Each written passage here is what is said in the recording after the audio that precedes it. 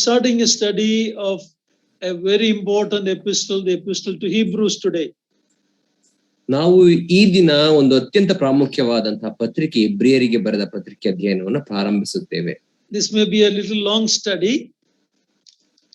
ಇದು ಸ್ವಲ್ಪ ಉದ್ದನೆಯ ಅಧ್ಯಯನವಾಗಿರಬಹುದು. So bear with me and pray for me and Niranjan. ಆದ್ದರಿಂದ ನನ್ನೊಟ್ಟಿಗೆ ನೀವು ತಾಳ್ಮೆಯಿಂದ ಈ ಅಧ್ಯಯನದಲ್ಲಿ ಪಾಲ್ಗೊಳ್ಳಿರಿ ಮತ್ತು ನನಗಾಗಿ ಸಹೋದರ ನಿರಂಜನ್ ಅವರಿಗಾಗಿ ಪ್ರಾರ್ಥನೆ ಮಾಡಿರಿ. The epistle of Hebrews is a rich part of the New Testament canon, the books. ಈ ಒಂದು ಇಬ್ರಿಯದವರಿಗೆ ಬರೆದ ಪತ್ರಿಕೆ ಹೊಸ ಒಡಂಬಡಿಕೆಯ ದೇವರ ವಾಕ್ಯದ ಒಂದು ಸಂಗ್ರಹದಲ್ಲಿ ಅತ್ಯಂತ ಪ್ರಾಮುಖ್ಯ ಪಾತ್ರವನ್ನು ವಹಿಸುತ್ತದೆ. It is in a unique fashion, it exalts the person and work of the Lord Jesus Christ. ಇದು ಒಂದು ವಿಶಿಷ್ಟವಾದಂತಹ ರೀತಿಯಲ್ಲಿ ನಮ್ಮ ಕರ್ತನಾದಂತ ಯೇಸು ಕ್ರಿಸ್ತನ ವ್ಯಕ್ತಿತ್ವ ಮತ್ತು ಆತನ ಮಾಡಿ ಮುಗಿಸಿದ ಕಾರ್ಯಗಳನ್ನ ಎತ್ತಿ ಹಿಡಿಯುತ್ತದೆ. I don't know whether I will be able to finish the background of this epistle today.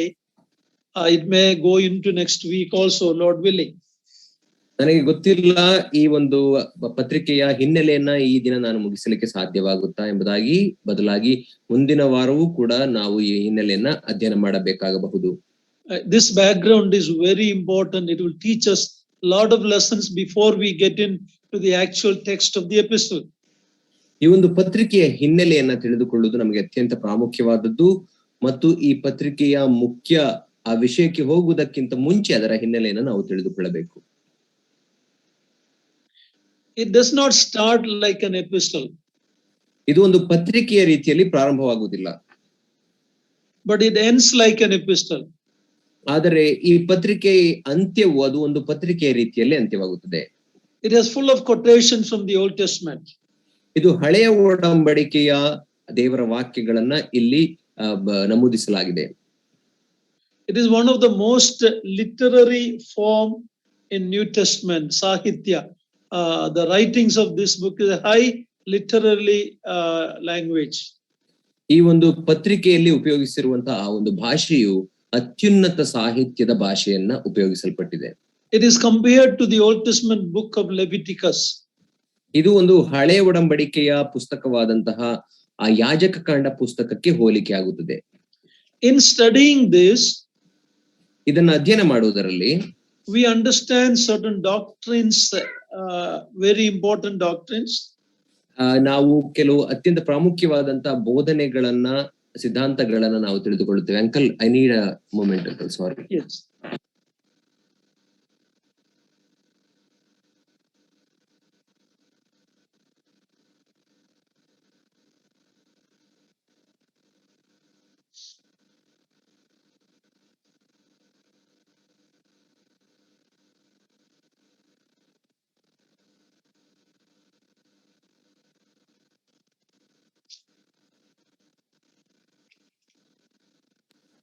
Yes, uncle.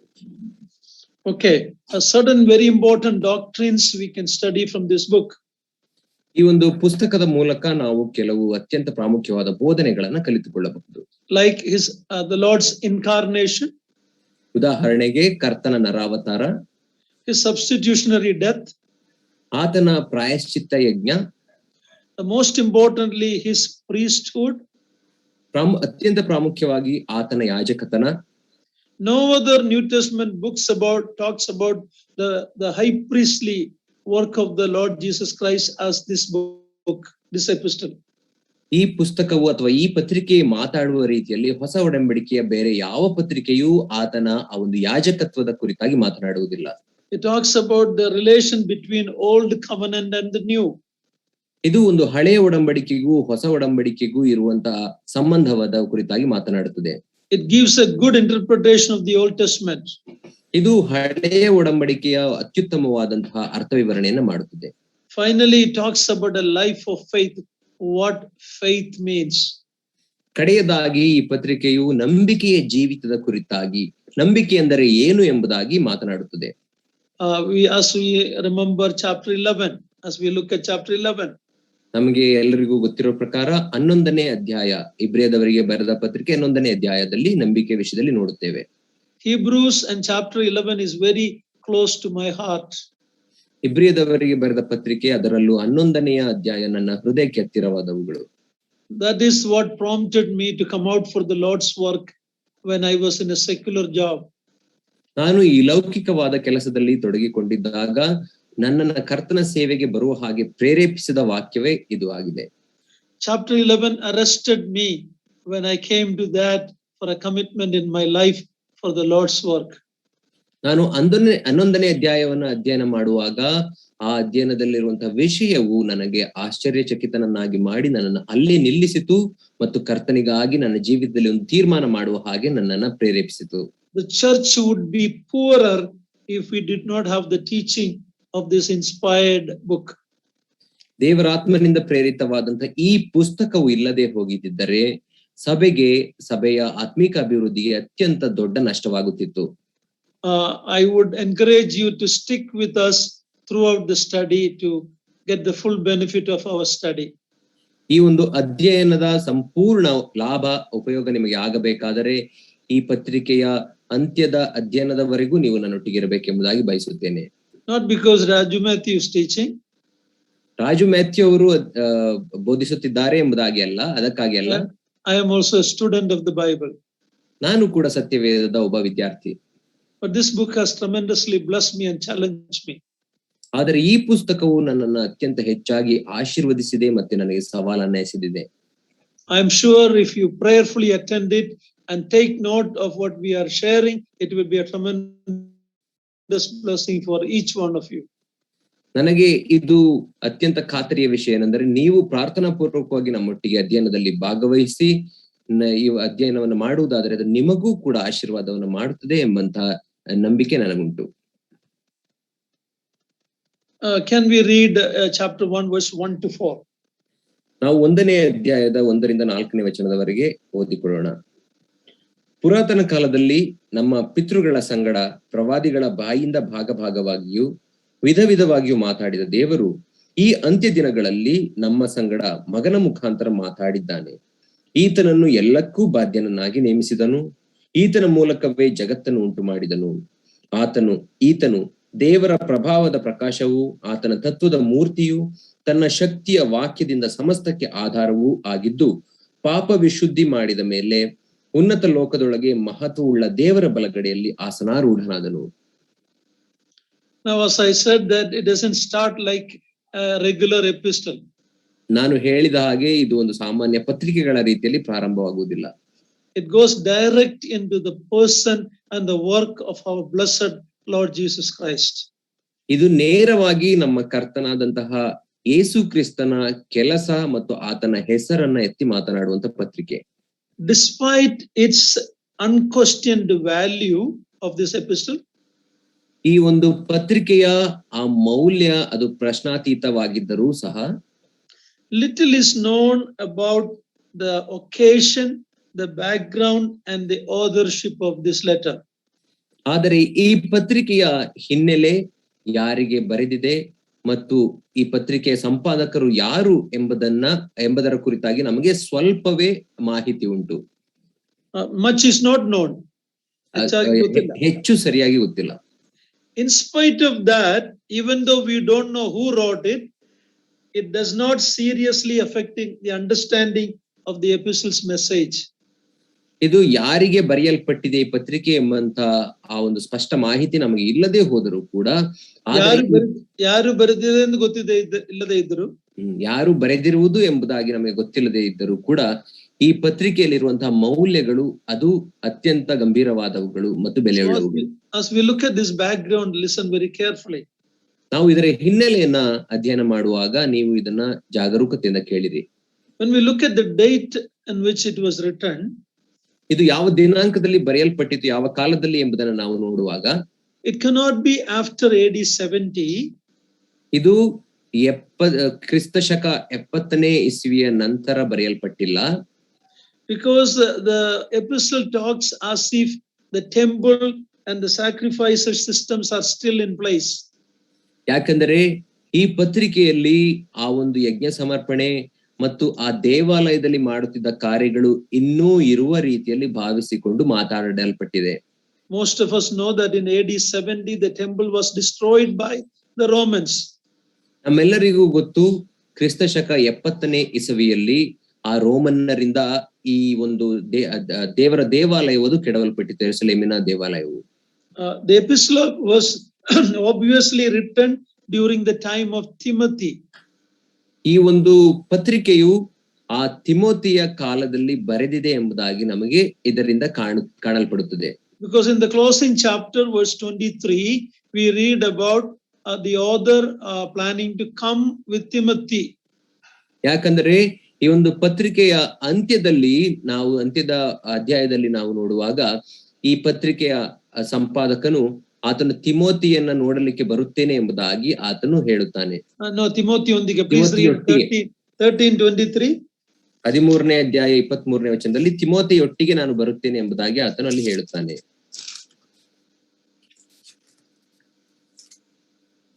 13:23. 13:23. ನಮ್ಮ ಸಹೋದರನಾದ ತಿಮೋಥಿಯನಿಗೆ ಬಿಡುಗಡೆಯಾಯಿತೆಂದು ನಿಮಗೆ ತಿಳಿದಿರಲಿ, ಅವನು ಬೇಗ ಬಂದರೆ ನಾನು ಅವನೊಂದಿಗೆ ಬಂದು ನಿಮ್ಮನ್ನು ಕಾಣುವೆನು. So the author knows Timothy, so it is during the time of Timothy. ಈ ಒಂದು ಪತ್ರಿಕೆಯ ಸಂಪಾದಕನಿಗೆ ತಿಮೋಥಿಯ ಪರಿಚಯವಿತ್ತು, ಆದ್ದರಿಂದ ಇದು ತಿಮೋಥಿಯನ ಕಾಲದಲ್ಲೇ ಬರೆಯಲ್ಪಟ್ಟ ಪತ್ರಿಕೆಯಾಗಿದೆ. So most scholars put it around AD 68 or 69, right before the temple was destroyed in AD 70. ಅನೇಕ ಪರಿಣಿತರು ಈ ಪತ್ರಿಕೆಯ ಕಾಲವನ್ನ ಕ್ರಿಸ್ತ ಶಕ 68ನೇ ಇಸವಿ ಎಂಬುದಾಗಿ ಹೇಳುತ್ತಾರೆ. 70ನೇ ಇಸವಿಯಲ್ಲಿ ದೇವಾಲಯವು ಕೆಡವಲ್ಪಡುವುದಕ್ಕಿಂತ ಮುಂಚೆ. Now when we look at the authorship, it's more a difficult problem. ಇದರ ಸಂಪಾದಕರು ಯಾರು ಎಂಬುದಾಗಿ ನೋಡುವಾಗ ಅದು ಅತ್ಯಂತ ಕಠಿಣವಾದ ಕೆಲಸ. Many names have been suggested for the authorship of Hebrew. ಈ ಒಂದು ಪತ್ರಿಕೆಯ ಸಂಪಾದಕರು ಯಾರಿರಬಹುದು ಎಂಬುದಕ್ಕೆ ಅನೇಕ ಹೆಸರುಗಳು ಅವು ಹೇಳಲ್ಪಟ್ಟಿವೆ. But the question remains unsolved. ಆದರೆ ಆ ಪ್ರಶ್ನೆಗೆ ಇನ್ನೂ ಉತ್ತರ ಸಿಕ್ಕಿಲ್ಲ. At the very early time, Pauline authorship is believed, like Clement of Alexandria thought that Paul had written it. ಆ ಅಲೆಕ್ಸಾಂಡ್ರಿಯಾದ ಕ್ಲೆಮೆಂಟ್ ಎಂಬಂತವನು ಆದಿ ಸಭೆಯ ಕಾಲದಲ್ಲಿ ಪೌಲನು ಈ ಪತ್ರಿಕೆಯನ್ನು ಬರೆದಿದ್ದಾನೆ ಎಂಬುದಾಗಿ ಆತನು ಹೇಳಿದನು. And he thought that Paul wrote it and in Hebrew language, and then Luke translated it to Greek. That was what he believed. ಆತನು ಹೇಳುವ ಪ್ರಕಾರ ಪೌಲನು ಈ ಪತ್ರಿಕೆಯನ್ನ ಇಬ್ರಿಯ ಭಾಷೆಯಲ್ಲಿ ಬರೆದನು ಮತ್ತು ವೈದ್ಯನಾಗಿದ್ದಂತ ಲೂಕನು ಇದನ್ನ ಗ್ರೀಕ್ ಭಾಷೆಗೆ ಭಾಷಾಂತರಿಸಿದ್ದಾನೆ ಎಂಬುದಾಗಿ ಆತನು ಹೇಳುತ್ತಾನೆ. If you have an old King James version of English Bible, some of the title is given Paul's epistle to the Hebrews. ನಿಮ್ಮ ಬಳಿಯಲ್ಲಿ ಯಾರ ಬಳಿಯಲ್ಲಾದ್ರೂ ಹಳೆಯ ಕಿಂಗ್ ಜೇಮ್ಸ್ ವರ್ಷನ್ ವೃತ್ತದ ಬೈಬಲ್ ಇರುವುದಾದರೆ ಅಲ್ಲಿ ಈ ಪತ್ರಿಕೆಗೆ ಪೌಲನು ಬರೆದಂತ ಇಬ್ರಿಯರ ಪತ್ರಿಕೆ ಎಂಬುದಾಗಿ ಹೆಸರು ಕೊಡಲ್ಪಟ್ಟಿದೆ. One of the early church fathers doubted Pauline authorship. ಇನ್ನೊಬ್ಬ ಆದಿ ಸಭೆಯ ಪಿತೃಗಳಲ್ಲಿ ಒಬ್ಬರು ಈ ಒಂದು ಪೌಲನು ಈ ಪತ್ರಿಕೆಯನ್ನು ಬರೆದಿದ್ದಾನೆ ಎಂಬುದನ್ನ ಅವರು ಸಂಶಯಿಸಿದರು. That is Origen. Origen doubted that Paul wrote it.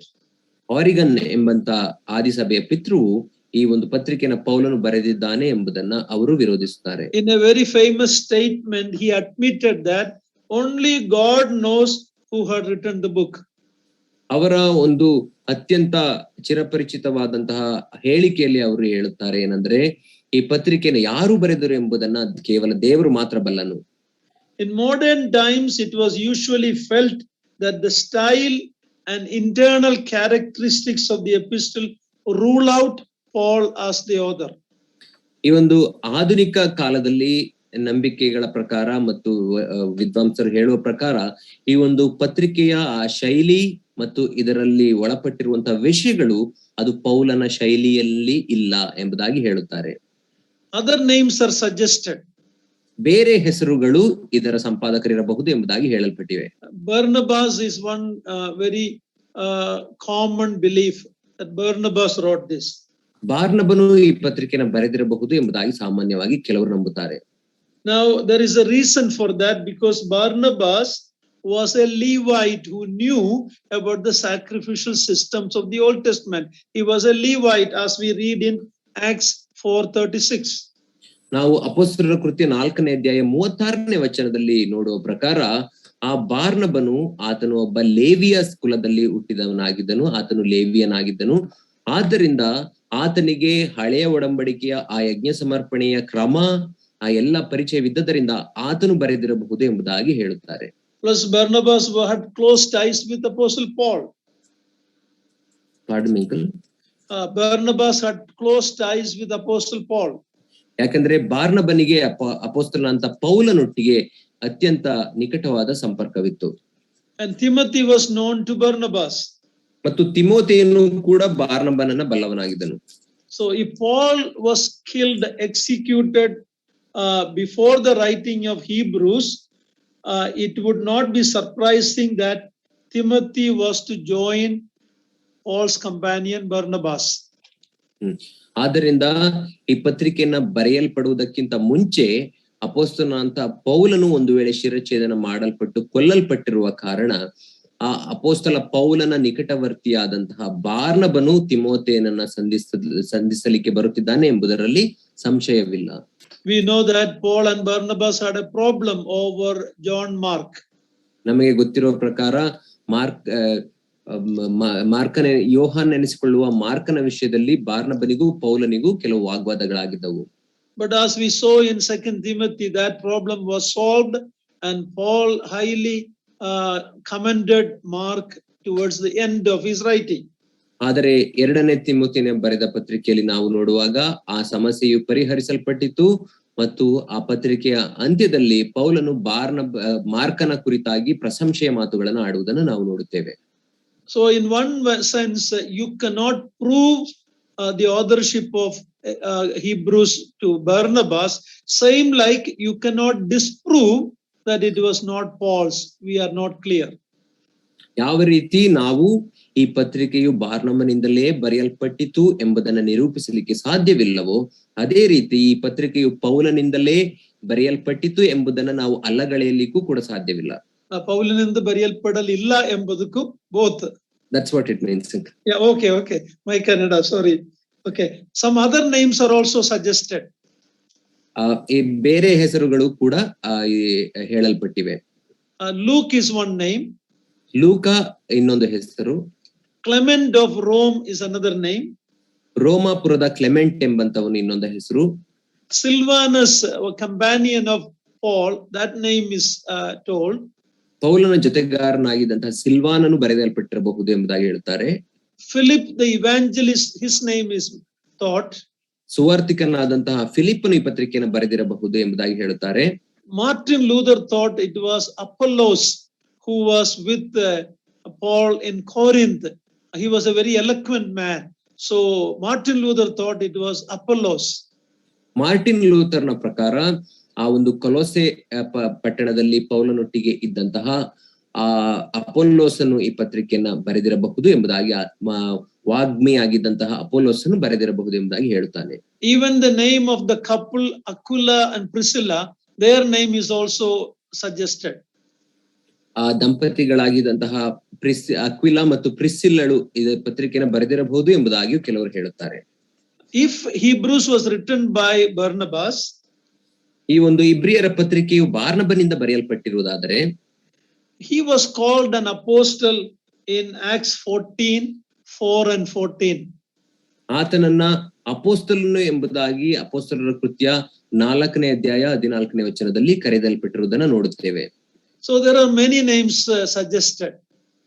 ಆದ್ದರಿಂದ ಅನೇಕ ಹೆಸರುಗಳು ಈ ಪತ್ರಿಕೆಯ ವಿಷಯದಲ್ಲಿ ಹೇಳಲ್ಪಟ್ಟಿವೆ. Though we don't know for sure who is the human author, we know who the divine author is, the Holy Spirit.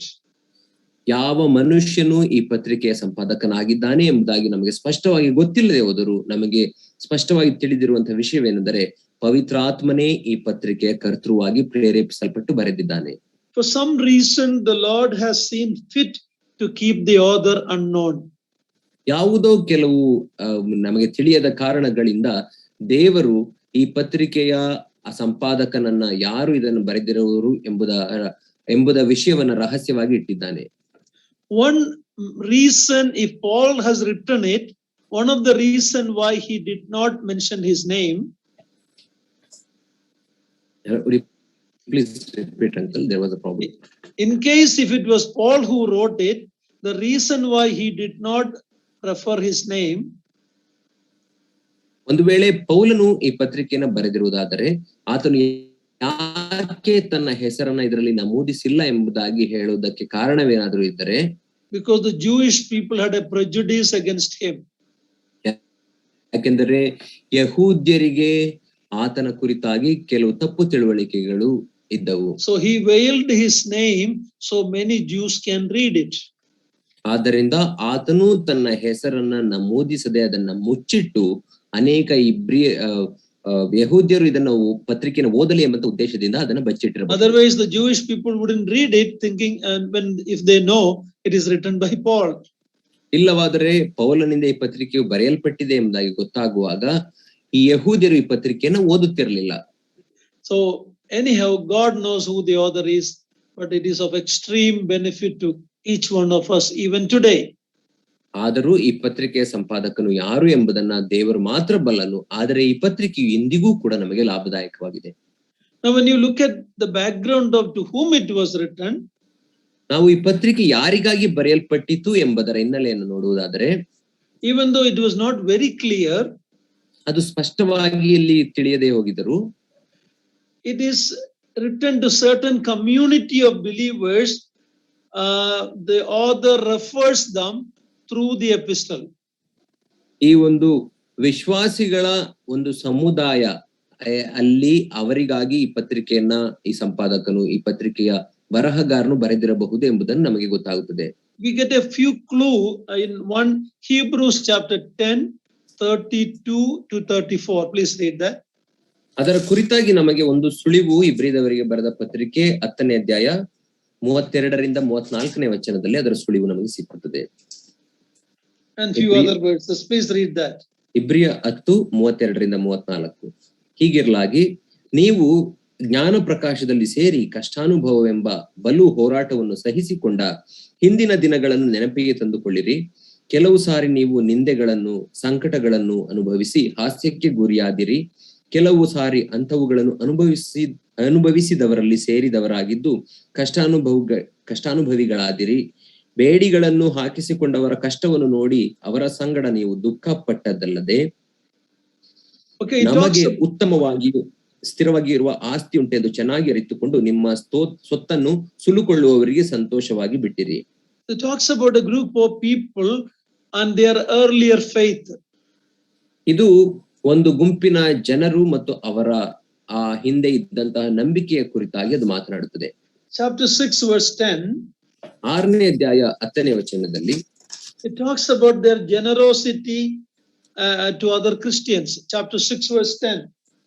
6ನೇ ಅಧ್ಯಾಯ 10ನೇ ವಚನದಲ್ಲಿ ಅವರು ಇತರ ಕ್ರೈಸ್ತರ ಕಡೆಗೆ ತೋರಿಸಿದಂತ ಉದಾರ ಮನೋಭಾವನೆಯನ್ನ ಅದು ನಮಗೆ ತಿಳಿಸುತ್ತದೆ. ನೀವು ದೇವಜನರಿಗೆ ಉಪಚಾರ ಮಾಡಿದಿರಿ, ಇನ್ನೂ ಮಾಡುತ್ತಾ ಇದ್ದೀರಿ. ಈ ಕೆಲಸವನ್ನು ಇದರಲ್ಲಿ ನೀವು ದೇವರ ನಾಮದ ವಿಷಯವಾಗಿ ತೋರಿಸಿದ ಪ್ರೀತಿಯನ್ನು ಆತನು ಮರೆಯುವುದಕ್ಕೆ ಅನ್ಯಾಯಸ್ಥನಲ್ಲ. And then in chapter 5 verse 11 to 14 it talks about their spiritual present condition. ಮತ್ತು 5ನೇ ಅಧ್ಯಾಯ 11ರಿಂದ 14ನೇ ವಚನದಲ್ಲಿ ನಾವು ಓದುವಾಗ ಅವರ ಈಗಿನ ಪ್ರಸ್ತುತ ಆತ್ಮಿಕ ಪರಿಸ್ಥಿತಿ ಏನಾಗಿದೆ ಎಂಬುದರ ಕುರಿತಾಗಿ ಇದು ಮಾತನಾಡುತ್ತದೆ. Please read that chapter 5 verse 11 to 14. ಇಬ್ರಿದವರಿಗೆ ಬರೆದ ಪತ್ರಿಕೆ 5ನೇ ಅಧ್ಯಾಯ 11ರಿಂದ 14ನೇ ವಚನ. ಈ ವಿಷಯದಲ್ಲಿ ನಾವು ಹೇಳಬೇಕಾದ ಮಾತು ಬಹಳ ಉಂಟು, ಆದರೆ ನಿಮ್ಮ ಕಿವಿಗಳು ಮಂದವಾದದರಿಂದ ಅದನ್ನು ವಿವರಿಸುವುದು ಕಷ್ಟವಾಗಿದೆ. ಕಾಲವನ್ನು ನೋಡಿದರೆ ನೀವು ಇಷ್ಟರೊಳಗೆ ಬೋಧಕರಾಗಿರಬೇಕಿದ್ದರೂ ಒಬ್ಬನು ನಿಮಗೆ ದೈವೋಕ್ತಿಗಳ ಮೂಲ ಪಾಠವನ್ನು ತಿರುಗಿ ಕಲಿಸಿಕೊಡಬೇಕಾಗಿದೆ. ನೀವು ಹಾಲು ಕುಡಿಯತಕ್ಕವರೇ ಹೊರತು ಗಟ್ಟಿಯಾದ ಆಹಾರವನ್ನು ತಿನ್ನತಕ್ಕವರಲ್ಲ. ಹಾಲು ಬೇಕಾದವನು ಕೂಸಿನಂತಿದ್ದು ನೀತಿ ವಾಕ್ಯದಲ್ಲಿ ಅನುಭವವಿಲ್ಲದವನಾಗಿದ್ದಾನೆ.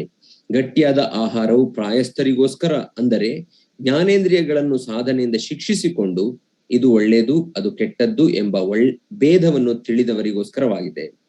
So it gives a clue about a group of believers who suffered earlier, but spiritually they are going down. They are not matured enough. ಈ ಒಂದು ಈ ಆಧಾರದ ಮೇಲೆ, ವಾಕ್ಯದ ಆಧಾರದ ಮೇಲೆ ನಮಗೆ ತಿಳಿಯುವುದೇನೆಂದರೆ ಇದು ಆದಿಯಲ್ಲಿ ಒಳ್ಳೆಯ ನಂಬಿಕೆಯಲ್ಲಿ ಇದ್ದಂತಹ ವಿಶ್ವಾಸಿಗಳ ಕುರಿತಾಗಿ ಮಾತನಾಡುತ್ತದೆ. ಆದರೆ ಅವರ ಆತ್ಮಿಕ ಪರಿಸ್ಥಿತಿ ದಿನ ಕಳೆದಂತೆ ಅದು ಕೆಳಮಟ್ಟಕ್ಕೆ ಇಳಿಯುವುದರ ಕುರಿತಾಗಿ ನಾವು ನೋಡುತ್ತೇವೆ. The author had links with these believers. ಈ ಒಂದು ಪತ್ರಿಕೆಯ ಸಂಪಾದಕನಿಗೆ ಈ ವಿಶ್ವಾಸಿಗಳೊಟ್ಟಿಗೆ ಸಂಪರ್ಕವಿತ್ತು. He mentioned about his desire to visit them in chapter 13 verse 19 and 23. 13ನೇ ಅಧ್ಯಾಯ 19 ಮತ್ತು 23ನೇ ವಚನದಲ್ಲಿ ಅವರ ಬಳಿಗೆ ಹೋಗಿ ಅವರನ್ನ ಸಂಧಿಸಬೇಕು ಎಂಬಂತ ತನ್ನ ಮನದ ಆಶೆಯನ್ನ ಆತನು ತಿಳಿಸುತ್ತಾನೆ. He also requested their prayers for his journey. ಮತ್ತು ಆತನ ಪ್ರಯಾಣಕ್ಕಾಗಿ ಅವರು ತನಗಾಗಿ ಪ್ರಾರ್ಥನೆ ಮಾಡಬೇಕೆಂಬಾಗಿಯೂ ಆತನು ಅಲ್ಲಿ ಕೋರಿಕೊಳ್ಳುತ್ತಾನೆ. So when you look at all these put together, ಇದೆಲ್ಲವನ್ನ ನಾವು ಒಟ್ಟಾಗಿ ಜೋಡಿಸಿ ನೋಡುವುದಾದರೆ the readers were chiefly of Jewish background Christians. ಈ ಪತ್ರಿಕೆಯನ್ನ ಬರೆಯಲ್ಪಟ್ಟಂತಹ ವ್ಯಕ್ತಿಗಳು ಯಾರಂದರೆ ಯಹೂದಿ ಹಿನ್ನೆಲೆಯುಳ್ಳಂತಹ ವಿಶ್ವಾಸಿಗಳು. So the name Hebrews is a natural name. ಆದ್ದರಿಂದ ಇಬ್ರಿಯರಿಗೆ ಎಂಬಂತಹ ಈ ಒಂದು ಹೆಸರು ಅದು ಸ್ವಾಭಾವಿಕವಾಗಿಯೇ ಉಪಯೋಗಿಸಲ್ಪಡುತ್ತದೆ. So most of us believe that it was written to believers of the early century that came from a Jewish background. ಆದ್ದರಿಂದ ನಾವೆಲ್ಲರೂ ನಂಬುವುದೇನೆಂದರೆ ಆದಿ ಸಭೆಯಲ್ಲಿ ಜೀವಿಸುತ್ತಾ ಇದ್ದಂತಹ ಯಹೂದ್ಯರಾಗಿದ್ದಂಥವರು ವಿಶ್ವಾಸಿಗಳಿಗಾಗಿ ಈ ಪತ್ರಿಕೆ ಬರೆಯಲ್ಪಟ್ಟಿದೆ ಎಂಬುದಾಗಿ ನಂಬುತ್ತೇವೆ. And they are facing a challenge of maybe going back to Judaism. ಈ ವಿಶ್ವಾಸಿಗಳಿಗೆ ಮತ್ತೆ ಅವರ ಯಹೂದ್ಯತ್ವಕ್ಕೆ ಹೋಗಬೇಕು ಎಂಬಂತಹ ಆ ಒಂದು ಹೋರಾಟ ಅವರ ಮಧ್ಯದಲ್ಲಿತ್ತು. So it's mostly a Hebrew Christian church. ಇದು ಪ್ರಾಮುಖ್ಯವಾಗಿ ಒಂದು ಇಬ್ರಿಯ ಭಾಷೆಯನ್ನು ಆಡುವ ಕ್ರೈಸ್ತರು ಇದ್ದಂತ ಒಂದು ಸಭೆ. And probably this could also be such believers in the place called Cyrene in North Africa. ಸೈರೇನ್ ಆ ಉತ್ತರ ಆಫ್ರಿಕಾ ಖಂಡದ ಉತ್ತರ ಭಾಗದಲ್ಲಿರುವಂತಹ ಸೈರೀನ್ ಎಂಬಂತ ಪ್ರದೇಶದಲ್ಲಿದ್ದಂತಹ ವಿಶ್ವಾಸಿಗಳಿಗೆ ಇದು ಬರೆಯಲ್ಪಟ್ಟಿರಬಹುದು. If you remember Acts chapter 13:1, when Paul and Barnabas were in Antioch, ನಾವು ಅಪೊಸ್ತಲರ ಕೃತ್ಯ 13ನೇ ಅಧ್ಯಾಯ 1ನೇ ವಚನದಲ್ಲಿ ನಾವು ನೋಡುವಾಗ ಪೌಲ ಮತ್ತು ಬಾರ್ನಬರು ಅವರು ಅಂತಿಯೋಕ್ಯದಲ್ಲಿದ್ದರು. Please read chapter 13:1. We read some names there along with them. ಅವರೊಟ್ಟಿಗೆ ಕೆಲವು ಹೆಸರುಗಳನ್ನ ನಾವು ಅಲ್ಲಿ ಓದುತ್ತೇವೆ. ಅಪೊಸ್ತಲರ ಕೃತ್ಯ 13:1ನೇ ವಚನ. ಅಂತಿಯೋಕ್ಯದಲ್ಲಿದ್ದ ಸಭೆಯೊಳಗೆ ಪ್ರವಾದಿಗಳು ಬೋಧಕರು ಇದ್ದರು. ಯಾರೆಂದರೆ ಬಾರ್ನಬ, ನೀಗರನೆಂಬ ಸಿಮೆಯೋನ, ಕುರೇನ್ಯದ ಲೂಕ್ಯ, ಉಪರಾಜನಾದ ಹೆರೋದನ ಸಾಕತಮ್ಮನಾದ ಮೆನಹೇಲ, ಸೌಲ ಇವರೇ. So we read some name like Simeon called Niger. ಇಲ್ಲಿ ನೀಗರನೆಂಬ ಸಿಮೆಯೋನ ಎಂಬ ಹೆಸರನ್ನು ನೋಡುತ್ತೇವೆ. The Niger is Niger or Negro. It is mostly an African black man. ಇಲ್ಲಿ ನೀಗರ ಎಂಬುದಾಗಿ ಹೇಳುವಾಗ ನೈಗರ್ ಅಥವಾ ನೀಗ್ರೋ ಅಥವಾ ಆಫ್ರಿಕಾ ದೇಶಕ್ಕೆ ಸಂಬಂಧಪಟ್ಟ ವ್ಯಕ್ತಿ ಅಥವಾ ಕಪ್ಪು ಚರ್ಮವುಳ್ಳಂತ ವ್ಯಕ್ತಿ ಎಂಬುದಾಗಿ ಅದು ಗೊತ್ತಾಗುತ್ತದೆ. And the Lucius of Cyrene ಮತ್ತು ಕುರೇನ್ಯದ ಲೂಕ್ಯ ಎಂಬುದಾಗಿ ಹೇಳುವಾಗ so that is a part of the place in North Africa. ಕುರೇನ್ಯ ಎಂಬಂತದ್ದು ಅದು ಉತ್ತರ ಆಫ್ರಿಕಾದಲ್ಲಿದ್ದಂತಹ ಒಂದು ಸ್ಥಳ. And history shows that there were many Jewish people there and many of them came to the Lord. ನಾವು ಇತಿಹಾಸವನ್ನ ನಾವು ನೋಡುವಾಗ ಆ ಕುರೇನ್ಯ ಎಂಬಂತ ಸ್ಥಳದಲ್ಲಿ ಅನೇಕ ಯಹೂದ್ಯರಿದ್ದರು ಮತ್ತು ಅವರು ಕರ್ತನನ್ನ ನಂಬಿ ವಿಶ್ವಾಸಿಗಳಾಗಿದ್ದರು.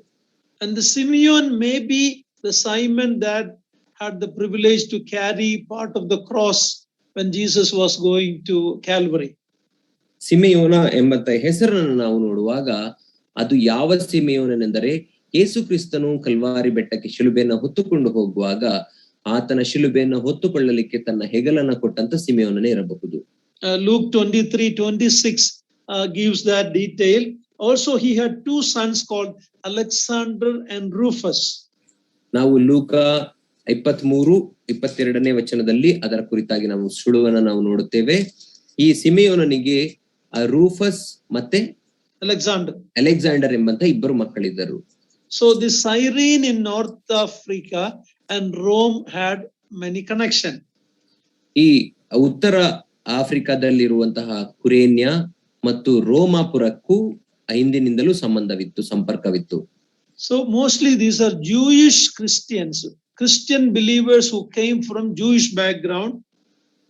ಆದ್ದರಿಂದ ಇದು ಯಹೂದಿ ಹಿನ್ನೆಲೆಯಿಂದ ಬಂದಂತಹ ಕ್ರೈಸ್ತ ವಿಶ್ವಾಸಿಗಳಿಗಾಗಿ ಬರೆಯಲ್ಪಟ್ಟ ಪತ್ರಿಕೆ. As they were facing persecution for their faith, ಅವರು ತಮ್ಮ ನಂಬಿಕೆಗಾಗಿ ಹಿಂಸೆಯನ್ನು ಅನುಭವಿಸುವವರಾಗಿದ್ದರು. They had a thought of going back to their ancestral faith, that is Judaism. ಅವರು ತಮ್ಮ ಪೂರ್ವಿಕರ ಮತವಾಗಿರುವಂತಹ ಯಹೂದ ಮತಕ್ಕೆ ಹಿಂತಿರುಗಿ ಹೋಗಬೇಕು ಎಂಬಂತಹ ಆ ಒಂದು ಹೋರಾಟದಲ್ಲಿದ್ದರು. Leaving Judaism with all its outward attraction to Christ, was it the right decision? ಆ ಯಹೂದ್ಯ ಮತದ ಬಾಹ್ಯ ಆಕರ್ಷಣೆಯನ್ನ ಕರ್ತನ ಮೇಲಿನ ನಂಬಿಕೆಗಾಗಿ ಪ್ರೀತಿಗಾಗಿ ಬಿಟ್ಟು ಬಿಡುವಂತದ್ದು ಅವರು ಮಾಡಿದ ಸರಿಯಾದ ತೀರ್ಮಾನವಾಗಿತ್ತ? So the author is showing what is involved in following the Lord Jesus Christ. ಆದ್ದರಿಂದ ಈ ಒಂದು ಪತ್ರಿಕೆಯ ಸಂಪಾದಕನು ಯೇಸು ಕ್ರಿಸ್ತನನ್ನ ಹಿಂಬಾಲಿಸುವುದರಿಂದ ಆಗುವಂತಹ ಉಪಯೋಗಗಳು, ಅದರ ಒಳಗುಟ್ಟು ಏನು ಎಂಬುದನ್ನು ಇಲ್ಲಿ ವಿವರಿಸುತ್ತಾನೆ. You are leaving the shadow and coming to the substance. ನೀವು ಆ ಒಂದು ಕತ್ತಲೆಯಿಂದ ಬೆಳಕಿಗೆ ಬರುವವರು ಅಥವಾ ನೆರಳಿನಿಂದ ಆ ನಿಜವಾದ ನಿಜತ್ವಕ್ಕೆ ಬರುವಂತವರು ಎಂಬುದಾಗಿ ಹೇಳುತ್ತಾನೆ. You are coming from ritual to the reality. ನೀವು ಆ ಒಂದು ಸಂಪ್ರದಾಯದಿಂದ ವಾಸ್ತವ ಸ್ಥಿತಿಗೆ ಬರುತ್ತಿದ್ದೀರಿ ಎಂಬುದಾಗಿ ಹೇಳುತ್ತಾನೆ. You are coming from the old to the ultimate final. ನೀವು ಹಳೆಯ ಪರಿಸ್ಥಿತಿಯಿಂದ ಆ ಅಂತ್ಯದ ಸ್ಥಿತಿಗೆ ನೀವು ಬರುತ್ತಿದ್ದೀರಿ ಎಂದು ಹೇಳುತ್ತಾನೆ. You are coming from temporary to permanent. ನೀವು ತಾತ್ಕಾಲಿಕವಾದದ್ದರಿಂದ ಶಾಶ್ವತವಾದದ್ದರ ಕಡೆಗೆ ಬರುತ್ತಿದ್ದೀರಿ ಎಂದು ಹೇಳುತ್ತಾನೆ. In other words, you are leaving the good for the best. ಇನ್ನೊಂದು ಮಾತಿನಲ್ಲಿ ಹೇಳುವುದಾದರೆ, ನೀವು ಉತ್ತಮವಾದದ್ದನ್ನ ಅತ್ಯುತ್ತಮವಾದದ್ದಕ್ಕಾಗಿ ಬಿಟ್ಟು ಬರುತ್ತಿದ್ದೀರಿ ಎಂದು ಹೇಳುತ್ತಾನೆ. The law was good. ಆ ಧರ್ಮಶಾಸ್ತ್ರವು ಒಳ್ಳೆಯದಾಗಿತ್ತು. But the gospel is far superior. ಆದರೆ ಸುವಾರ್ತೆಯು ಅದಕ್ಕಿಂತ ಶ್ರೇಷ್ಠವಾದದ್ದು. But they faced some problem, these believers. ಆದರೆ ಈ ವಿಶ್ವಾಸಿಗಳು ಕೆಲವು ಸಮಸ್ಯೆಗಳನ್ನು ಎದುರಿಸಿದರು. They are leaving the popular for the unpopular. Judaism was popular, Christian faith was unpopular. ಅವರು ಜನಪ್ರಿಯವಾದದ್ದನ್ನ ಜನಪ್ರಿಯವಲ್ಲದಕ್ಕಾಗಿ ಬಿಟ್ಟು ಬರುತ್ತಾ ಇದ್ದಾರೆ. ಜನಪ್ರಿಯವಾದಂತ ಯಹೂದ ಮತವನ್ನ ಅತಿ ಜನಪ್ರಿಯವಲ್ಲದ ಕ್ರೈಸ್ತ ಮತಕ್ಕಾಗಿ ಬಿಟ್ಟು ಬರುತ್ತಿದ್ದಾರೆ. Let's say Christa Nambike, not Christa Mata. Okay. They are leaving majority for minority. ಅವರು ಬಹುತ್ವಕ್ಕಾಗಿ ಅಲ್ಪಸಂಖ್ಯಾಗಿ ಅಲ್ಪಸಂಖ್ಯೆಗಾಗಿ ಅವರು ಬಹುಮತವನ್ನ ಅಥವಾ ಬಹುತ್ವ ಉಳ್ಳಂತ ಆ ನಂಬಿಕೆಯನ್ನು ಬಿಟ್ಟು ಬರುತ್ತಿದ್ದಾರೆ. Now this was true in some of our background also. ಇದು ನಮ್ಮ ವಿಷಯದಲ್ಲಿಯೂ ಕೂಡ ಕೆಲವರಾದ ನಮ್ಮ ಹಿನ್ನೆಲೆಯಲ್ಲಿಯೂ ಕೂಡ ಸತ್ಯವಾಗಿದೆ. I don't know about the Karnataka believers, but in Kerala, some of our forefathers came out from popular Christian denominations to come to the brethren movement.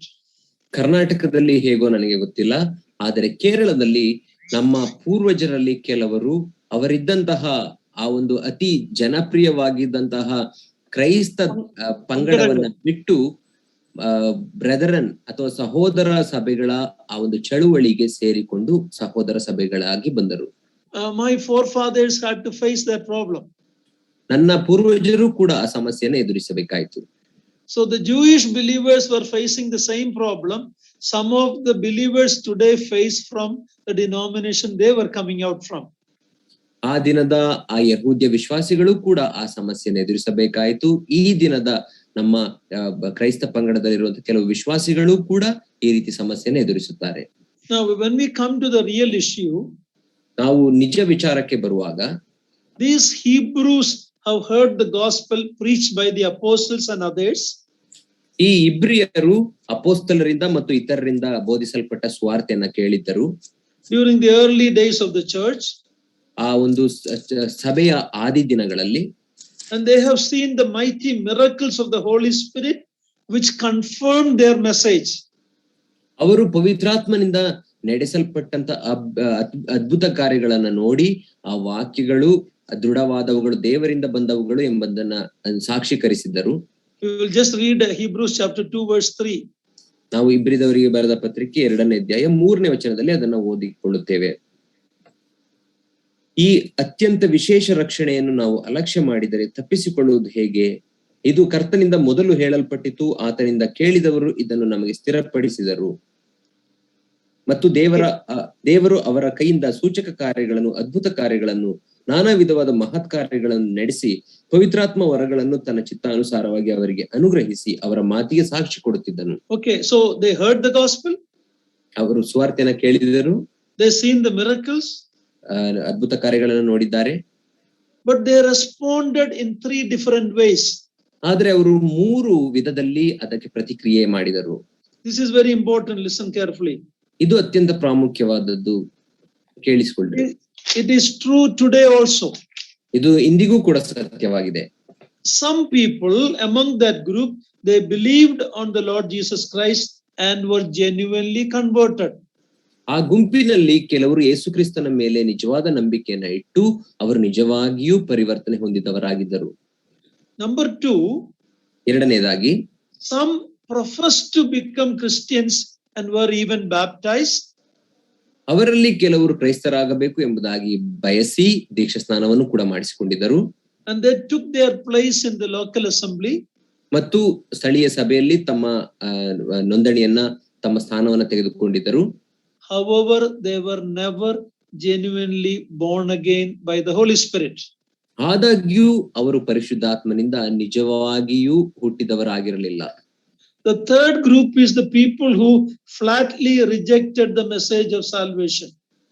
ಮೂರನೇ ಗುಂಪಿನ ಜನರು ಯಾರಂದ್ರೆ ಈ ಸುವಾರ್ತೆಯ ಸಂದೇಶವನ್ನ ನೇರವಾಗಿ ತಳ್ಳಿದಂತವರು.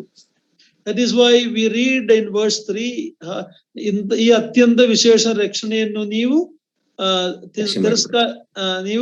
ಅಲಕ್ಷ್ಯ ಮಾಡಿದರೆ. So some people ಅಲಕ್ಷ್ಯ ಮಾಡಿದ್ರು, they rejected it.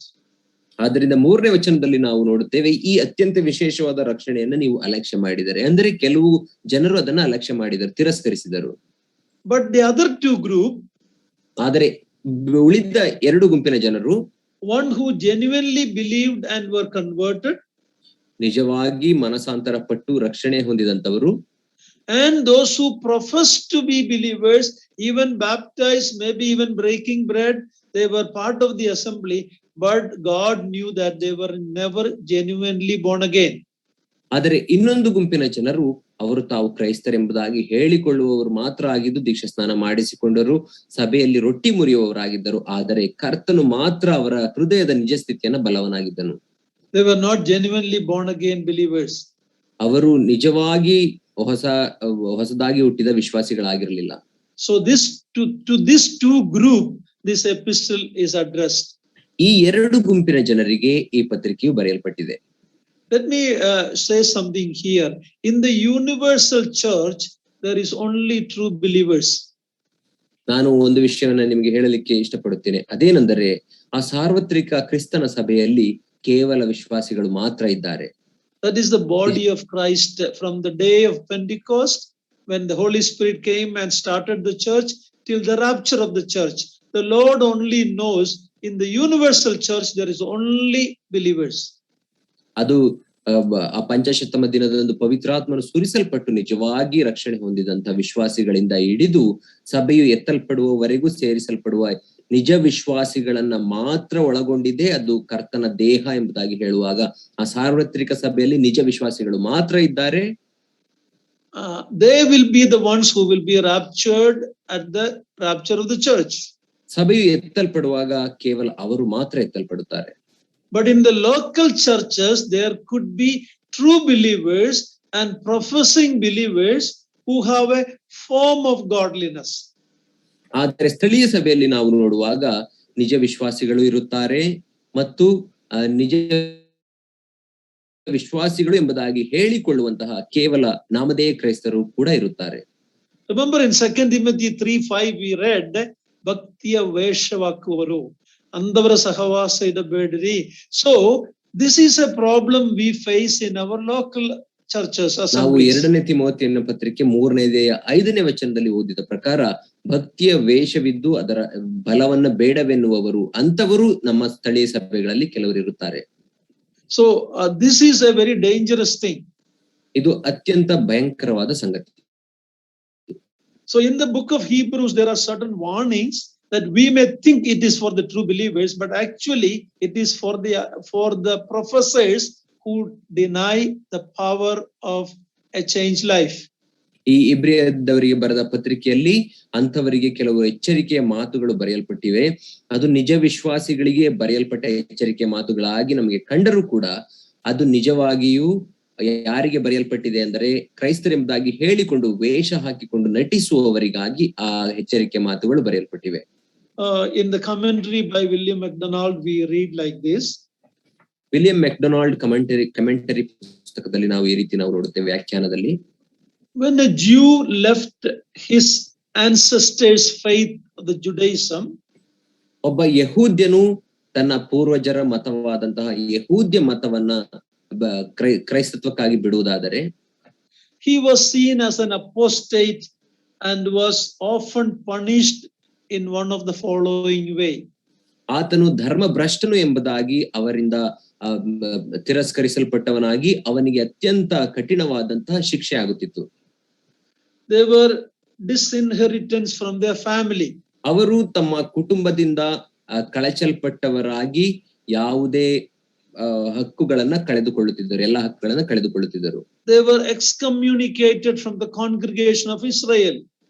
ಮತ್ತು ಇಸ್ರಾಯೇಲ್ ಸಮೂಹದೊಟ್ಟಿಗೆ ಅವರು ಯಾವ ಸಂಪರ್ಕವನ್ನು ಇಟ್ಟುಕೊಳ್ಳದ ಹಾಗೆ ಅವರನ್ನ ಬಹಿಷ್ಕರಿಸುತ್ತಿದ್ದರು.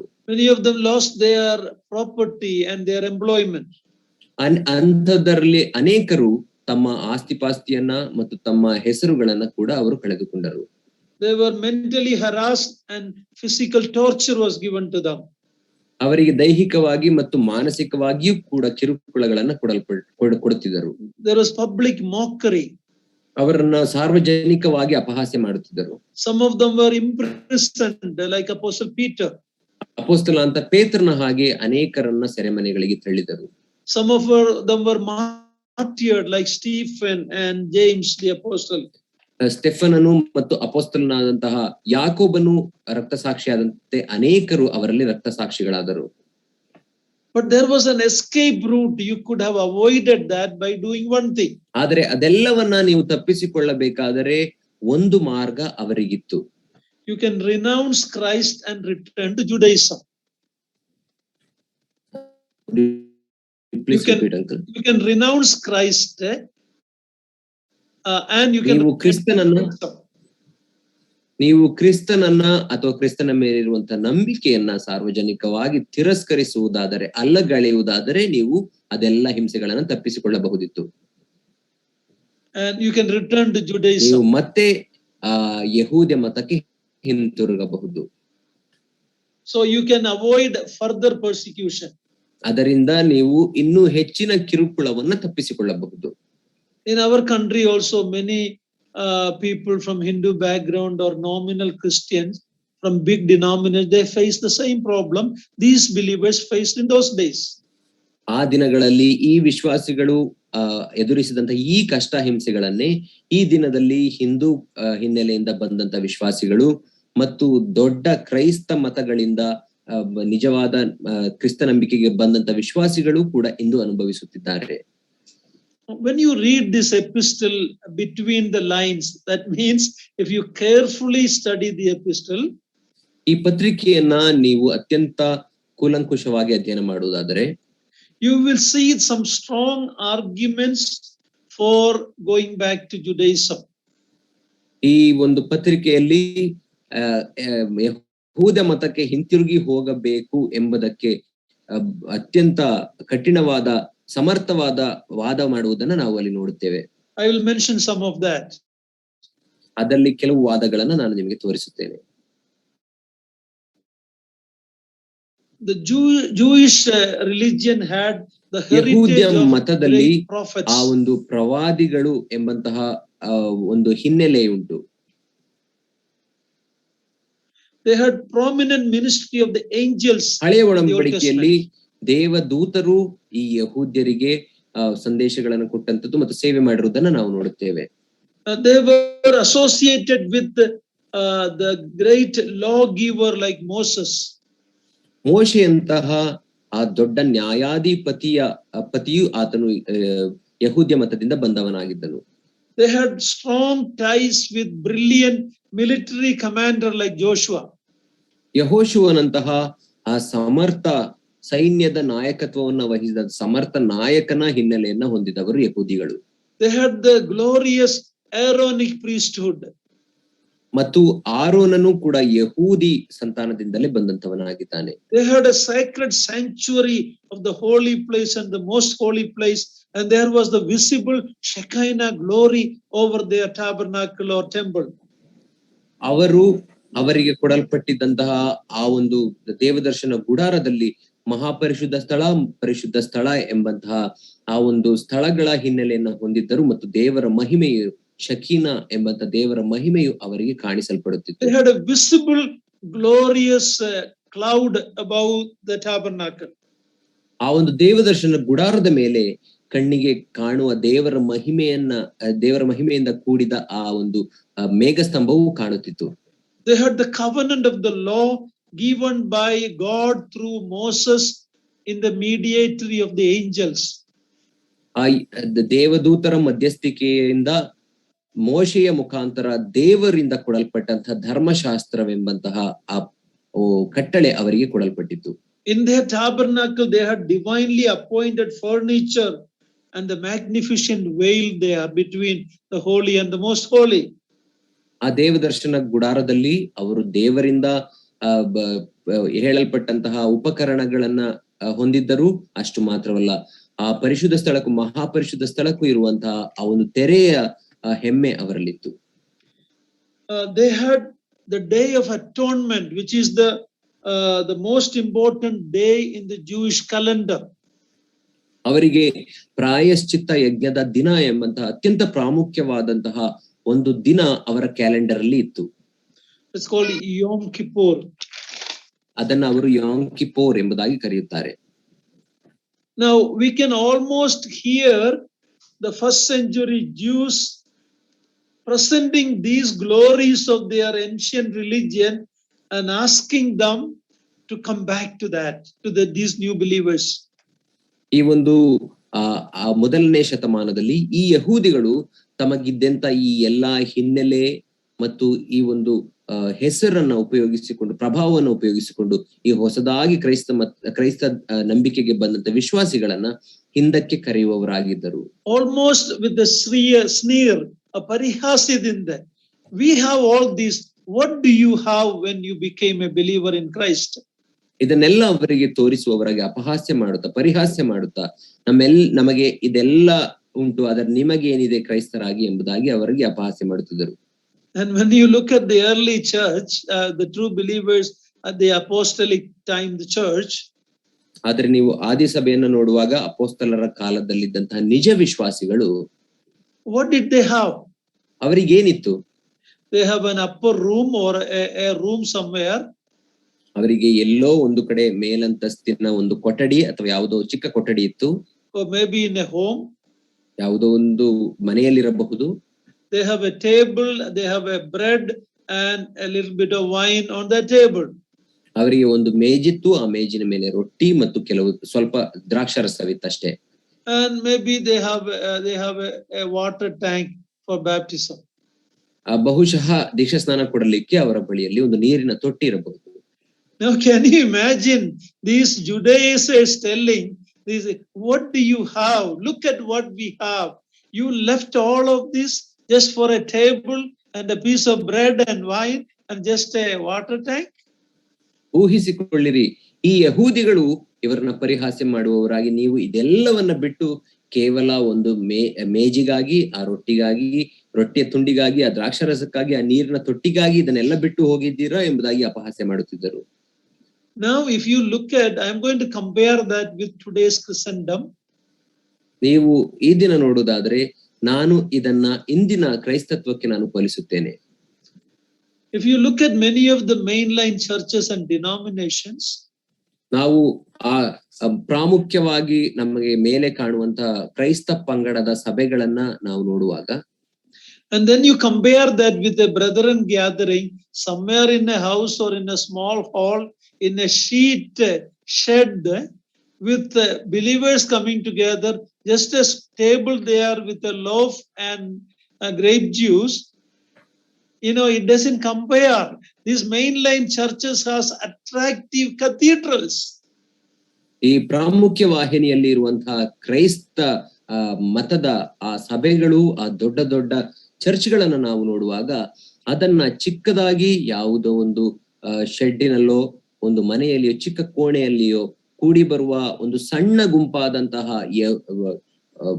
ಸಹೋದರ ಸಭೆ ಎಂಬಂತಹ ಈ ಸಣ್ಣ ಗುಂಪನ್ನ ನಾವು ನೋಡುವಾಗ ಅದು ಹೋಲಿಸಲಿಕ್ಕೆ ಸಾಧ್ಯವೇ ಇಲ್ಲ.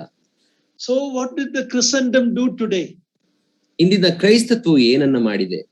They made big attractive church buildings. ಅವರು ಅತ್ಯಂತ ಆಕರ್ಷಣೀಯವಾದಂತಹ ಚರ್ಚ್ಗಳನ್ನ ಕಟ್ಟಿದ್ದಾರೆ. They have stained glass windows. ಅವುಗಳಿಗೆ ಬಣ್ಣ ಬಣ್ಣದ ಗಾಜಿನ ಕಿಟಕಿಗಳನ್ನ ಇಟ್ಟಿದ್ದಾರೆ. They have decorative altars and images and photos in it. ಅದರ ಒಳಗೆ ಅಲಂಕರಿಸಲ್ಪಟ್ಟಂತಹ ಆ ಯಜ್ಞಪೀಠ, ವಿಗ್ರಹಗಳು ಮತ್ತು ಅನೇಕ ಚಿತ್ರಣಗಳನ್ನ ಇಟ್ಟಿದ್ದಾರೆ. And their ministers have impressive titles like Reverend, Doctor, of course we also have some of that, and Right Reverend, Most Holy Reverend, Most Holy Father. All these attractive titles are there for their ministers. ಅವರ ನಾಯಕರಿಗೆ ಮತ್ತು ಅವರ ಸೇವಕರಿಗೆ ಅತ್ಯಂತ ಆಕರ್ಷಣೀಯವಾದಂತಹ ಬಿರುದುಗಳುಂಟು. Reverend, right reverend, ಅತಿ ಪರಿಶುದ್ಧ reverend ಮತ್ತು doctor. ನಮ್ಮಲ್ಲೂ ಕೆಲವು ಡಾಕ್ಟರೇಟ್ ಇರುವಂತವರು ಉಂಟು. ಈ ರೀತಿ ಆಕರ್ಷಣೀಯವಾದ ಹೆಸರುಗಳನ್ನ, ಬಿರುದುಗಳನ್ನ ಹೊಂದಿದವರಿದ್ದಾರೆ. Now where did this come from? ಇದು ಎಲ್ಲಿಂದ ಬಂತು? It is a mixture of Old Testament rituals. ಇದು ಹಳೆಯ ಒಡಂಬಡಿಕೆಯ ಆಚಾರಗಳ ಮಿಶ್ರಣ. And some from the New Testament. ಮತ್ತು ಹೊಸ ಒಡಂಬಡಿಕೆ ಕೆಲವು ಆಚಾರದ ಮಿಶ್ರಣ. And much from Hinduism. ಅದು ಅದರಲ್ಲಿ ಹೆಚ್ಚಿನ ಪಾಲು ಹಿಂದೂ ಧರ್ಮದ ಆಚರಣೆಗಳಿಂದಲೇ ಬಂದಂತುಗಳಾಗಿವೆ. Look at have you seen the lamp pillar in many churches? They have a big what do you call it, lamp, one big pillar, you know, Nandi ಕಂಬ. Okay, please say that. ಅದರಲ್ಲಿ ನಾವು ನೋಡುವಾಗ ಕೆಲವು ಚರ್ಚ್ಗಳ ಮುಂದೆ ಆ ದೊಡ್ಡದಾದಂತಹ ಒಂದು ನಂದಿ ಕಂಬದ ರೀತಿಯ ಕಂಬಗಳನ್ನ ನಿಲ್ಲಿಸಿರುವುದನ್ನ ನಾವು ನೋಡುತ್ತೇವೆ. And any of the Christian program, they have that lamp, you know, where they you know, it's what you see in the Hindu temples, you know, that lamp stands. ಆ ಒಂದು ಕಂಬ, ದೀಪದ ಕಂಬವನ್ನ ನಾವು ಆ ಹಿಂದೂ ದೇವಾಲಯಗಳಲ್ಲಿ ನೋಡುವ ಹಾಗೆ ಅವರ ಈ ಮುಖ್ಯವಾಹಿನಿಯಲ್ಲಿರುವಂತಹ ಈ ಕ್ರೈಸ್ತ ಅವರ ಕಾರ್ಯಕ್ರಮಗಳಲ್ಲಿ ಕೂಡ ಅಂತಹ ಕಂಬಗಳನ್ನ, ದೀಪದ ಕಂಬವನ್ನ ನಾವು ನೋಡುತ್ತೇವೆ. Many church buildings are made like Hindu temples. ಅನೇಕ ಆ ಚರ್ಚ್ನ ಕಟ್ಟಡಗಳು ಕೂಡ ಹಿಂದೂ ಕಟ್ಟಡಗಳ, ದೇವಾಲಯಗಳ ರೀತಿ ಕಟ್ಟಲ್ಪಟ್ಟಿವೆ. It looks very attractive inside and outside. ಅದು ಹೊರಗೆ ಮತ್ತು ಒಳಗೆ ಆಕರ್ಷಣೀಯವಾಗಿ ಕಾಣುತ್ತದೆ. But God hates this mixture called ecumenism. ಆದರೆ ದೇವರು ಈ ಒಂದು ಮಿಶ್ರಣವನ್ನ ಆತನು ಹಾಗೆ ಮಾಡುತ್ತಾನೆ. ಅದನ್ನ ನಾವು ಎಕ್ಯುಮೆನಿಸಮ್ ಎಂಬುದಾಗಿ ಕರೆಯುತ್ತೇವೆ. And they call it in the name of unity, but it's not unity, it is uniformity. ಅದು ಅವರು ಐಕ್ಯತೆಯ ಐಕ್ಯತೆಗಾಗಿ ಇದನ್ನೆಲ್ಲ ಮಾಡುತ್ತಿದ್ದೇವೆ ಎಂಬುದಾಗಿ ಅವರು ಹೇಳುತ್ತಾರೆ. ಆದರೆ ಅದು ಐಕ್ಯತೆ ಅಲ್ಲ, ಬದಲಾಗಿ ಸಮಾನವಾಗಿ ಕಾಣಬೇಕು ಎಂಬಂತಹ ಒಂದು ಉದ್ದೇಶ ಅಷ್ಟೇ. My beloved ones, it is an abomination to the God of heaven. ಆದರೆ ನನ್ನ ಪ್ರಿಯ ಸಹೋದರ ಸಹೋದರಿಯರೇ, ಇದು ನಮ್ಮ ಪರಲೋಕದ ದೇವರಿಗೆ ಹಗೆಯ ಕಾರ್ಯವಾಗಿದೆ. All these are against the simple promise where 2 or 3 are gathered in my name, there am I in their midst. Matthew 18:20. ಮತ್ತಾಯ 18ನೇ ಅಧ್ಯಾಯ 20ನೇ ವಚನದಲ್ಲಿ ನಾವು ನೋಡುವ ಪ್ರಕಾರ ಕರ್ತನಿಂದ ಮಾಡಲ್ಪಟ್ಟಂತಹ ಆ ಒಂದು ಚಿಕ್ಕ ಒಂದು ಪ್ರಾಮಿಸ್ ಅಥವಾ ವಾಗ್ದಾನವಾದಂತಹ, ಎಲ್ಲಿ ಇಬ್ಬರಾಗ್ಲಿ ಮೂವರಾಗ್ಲಿ ನನ್ನ ಹೆಸರಿನಲ್ಲಿ ಕೂಡಿ ಬರ್ತಾರೋ ಅವರ ಮಧ್ಯದಲ್ಲಿ ನಾನಿರುತ್ತೇನೆ ಎಂಬುದಕ್ಕೆ ಇದೆಲ್ಲ ವಿರೋಧವಾಗಿದೆ. Even brethren assemblies today are prompted to put the cross on the building. All of this is coming in. ಈ ದಿನದ ಸಹೋದರ ಸಭೆಗಳಲ್ಲಿಯೂ ಕೂಡ ಆ ಒಂದು ಶಿಲುಬೆಯನ್ನ ಕಟ್ಟಡದ ಮೇಲೆ ಹಾಕುವಂತಹ ಕಾರ್ಯಗಳು ಅವರಿಂದ ಪ್ರೇರಿತವಾಗಿ ಮಾಡಲ್ಪಡುತ್ತಿದ್ದಾರೆ. And many sisters, when they come to church, they look like Hindus. ಅನೇಕ ಸಹೋದರಿಯರು ಅವರು ಸಭೆಗಳಿಗೆ ಬರುವಾಗ ಅವರು ಹಿಂದೂಗಳ ಹಾಗೆ ಕಾಣಿಸುತ್ತಾರೆ. I hope you are not offended by what I say. ನಾನು ಹೇಳುವ ವಿಷಯದಿಂದ ನಿಮ್ಮಲ್ಲಿ ಯಾರು ಬೇಜಾರು ಮಾಡಿಕೊಳ್ಳಬೇಡಿ. See, these are cathedrals without Christ. ಇವೆಲ್ಲ ಕೇವಲ ಸಭೆಗಳು, ಕ್ರಿಸ್ತನಿಲ್ಲದಂತಹ ಕಟ್ಟಡಗಳಷ್ಟೇ. But our simple gathering, even though we don't have attractions, we have Christ in our midst. ಆದರೆ ನಮ್ಮ ಸಾಮಾನ್ಯವಾದಂತಹ ಕೂಡಿಕೊಳ್ಳುವಿಕೆ ಅದರಲ್ಲಿ ಆಕರ್ಷಣೆ ಇಲ್ಲದೆ ಹೋದರೂ ಕೂಡ ನಮ್ಮ ಮಧ್ಯದಲ್ಲಿ ಕ್ರಿಸ್ತನಿರುತ್ತಾನೆ. The epistle of Hebrews is really an answer to the questions they faced then. ಆ ದಿನಗಳಲ್ಲಿ ಅವರು ಎದುರಿಸಿದಂತಹ ಆ ಪ್ರಶ್ನೆಗಳಿಗೆ ಇಬ್ರಿಯದ ಪತ್ರಿಕೆ ಅದು ಉತ್ತರವಾಗಿತ್ತು. What do you have when you become a Christian? Look what we have in Judaism. ನೀನು ಕ್ರೈಸ್ತನಾಗುವಾಗ ನಿನಗೆ ಏನು ಸಿಕ್ಕುತ್ತದೆ? ನೋಡು, ನಾವು ಯಹೂದ್ಯರಾಗಿ ಏನೇನೆಲ್ಲ ಹೊಂದಿದ್ದೇವೆ. The answer is we have Christ. The answer is we have Christ in us. ಅದಕ್ಕೆ ಉತ್ತರ ನಮಗೆ ಕೇಳುವಾಗ ನಿಮಗೆ ಏನು ಉಂಟು ಕ್ರೈಸ್ತರಾಗಿ ಎಂಬುದಾಗಿ ಕೇಳುವ ಪ್ರಶ್ನೆಗೆ ಇರುವಂತಹ ಉತ್ತರ ಏನೆಂದರೆ ನಮಗೆ ಕ್ರಿಸ್ತನಿದ್ದಾನೆ. We are in Christ, Christ is in us. ನಾವು ಕ್ರಿಸ್ತನಲ್ಲಿದ್ದೇವೆ ಮತ್ತು ಕ್ರಿಸ್ತನು ನಮ್ಮಲ್ಲಿದ್ದಾನೆ. When we gather together, the Lord's presence is with us. ನಾವು ಒಟ್ಟಾಗಿ ಕೂಡಿಕೊಳ್ಳುವಾಗ ಕರ್ತನ ಪ್ರಸನ್ನತೆ ನಮ್ಮ ಮಧ್ಯದಲ್ಲಿರುತ್ತದೆ. In him we have the following. ಆತನಲ್ಲಿ ನಮಗೆ ಈ ಕೆಳಗಿನ ಹೇಳಲ್ಪಟ್ಟ ಎಲ್ಲವೂ ಸಿಗುತ್ತದೆ. We have someone greater than all the prophets. ನಮಗೆ ಎಲ್ಲಾ ಪ್ರವಾದಿಗಳಿಗಿಂತ ಹೆಚ್ಚಿನವನು ಇದ್ದಾನೆ. We have the one who is greater than the angels. ಎಲ್ಲಾ ದೇವದೂತರಿಗಿಂತಲೂ ಅತ್ಯುನ್ನತನಾದವನು ನಮಗಿದ್ದಾನೆ. We have the one who is greater than Moses. ಮೋಶೆಗಿಂತಲೂ ಉತ್ತಮನಾದವನು ನಮಗಿದ್ದಾನೆ. We have the one greater than Joshua. ಯೆಹೋಶುವನಿಗಿಂತ ಮಿಗಿಲಾದವನು ನಮಗಿದ್ದಾನೆ. His priesthood is superior to Aaron's priesthood. ಆತನ ಯಾಜಕತ್ವವು ಆರೋನನ ಯಾಜಕತ್ವಕ್ಕಿಂತಲೂ ಉತ್ತಮವಾದದ್ದು. Our Lord serves in the heavenly sanctuary. ನಮ್ಮ ಕರ್ತನು ಆ ಪರಲೋಕದ ಗುಡಾರದಲ್ಲಿ ಸೇವೆ ಮಾಡುತ್ತಾನೆ. We have a new covenant. ನಮಗೆ ಹೊಸ ಒಡಂಬಡಿಕೆ ಉಂಟು.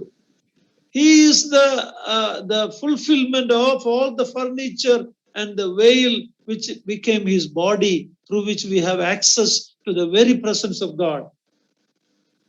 ಆ ದೇವದರ್ಶನ ಗುಡಾರದಲ್ಲಿದ್ದಂತಹ ಅವು ಉಪಕರಣಗಳು ಮತ್ತು ಆ ತೆರೆಗೆ ಸಮಾನವಾದಂತಹ ಆತನ ದೇಹವೇ ನಮಗಿದೆ. ಆ ದೇಹದ ಮೂಲಕ ನಾವು ದೇವರ ಸನ್ನಿಧಿಯನ್ನು ಪ್ರವೇಶಿಸಬಹುದು. His one final sacrifice is superior to all the repeated sacrifices of bulls and goats. ಆದಿಯಿಂದಲೂ ಮಾಡಲ್ಪಡುತ್ತಿದ್ದಂತಹ ಆ ಯಜ್ಞಗಳಿಗಿಂತ ಆತನ ಒಂದೇ ಸಾಕಾಗುವ ಕಡೆಯ ಯಜ್ಞವೇ ನಮಗಿದೆ. So in Christ, ಆದ್ದರಿಂದ ಕ್ರಿಸ್ತನಲ್ಲಿ we have better covenant. ನಮಗೆ ಉತ್ತಮ ಒಡಂಬಡಿಕೆ ಉಂಟು. We have a better mediator. ನಮಗೆ ಉತ್ತಮ ಮಧ್ಯಸ್ಥಿಕೆ ಉಂಟು. ನಮಗೆ ಉತ್ತಮ ನಿರೀಕ್ಷೆ ಉಂಟು. We have better promises. ನಮಗೆ ಉತ್ತಮ ವಾಗ್ದಾನ ಉಂಟು. We have better homeland. ನಮಗೆ ಉತ್ತಮವಾದಂತಹ ವಾಗ್ದಾನ ದೇಶ ಉಂಟು. And if you summarize it, what we have in Christ is better than the best Judaism can offer. ನಾವು ಅದನ್ನೆಲ್ಲ ಸಾರಾಂಶವಾಗಿ ಹೇಳುವುದಾದರೆ ನಮಗಿರುವಂತದ್ದು ಯಹೂದಿ ಧರ್ಮ ಕೊಡುವುದಕ್ಕಿಂತ ಅತ್ಯುತ್ತಮವಾದದ್ದಾಗಿದೆ. Just as if you go in the night in a clear night, you look up to the sky, you can see so many stars. ನೀವು ರಾತ್ರಿಯ ಜಾವದಲ್ಲಿ ಮೋಡವಿಲ್ಲದಂತಹ ರಾತ್ರಿ ವೇಳೆಯಲ್ಲಿ ಹೊರಗೆ ಹೋಗುವಾಗ ಆಕಾಶದಲ್ಲಿ ಅನೇಕ ನಕ್ಷತ್ರಗಳನ್ನು ನೀವು ಕಾಣಬಹುದು.